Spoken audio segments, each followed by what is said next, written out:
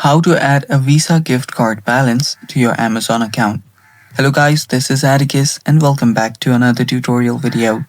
In today's video, I'll teach you guys how you can add a Visa gift card balance to your Amazon account.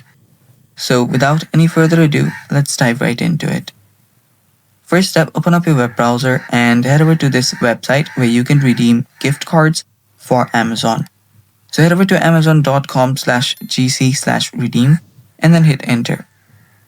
After that, from this page, you will be able to redeem your gift cards, basically your Visa gift card.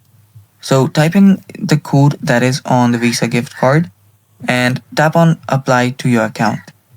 Doing that, your Visa gift card's amount will get applied to your to your account, and you can see your current gift card balance here. And that's basically how you do it, and that's how easy it is as well. Thanks for watching. That's all for today's video. Stay tuned for more upcoming tutorial videos, and if you're new to our channel, head down below and hit the subscribe button so you don't miss out on our future videos. And that's basically all for today's video, guys. Thanks for watching. Bye bye and take care.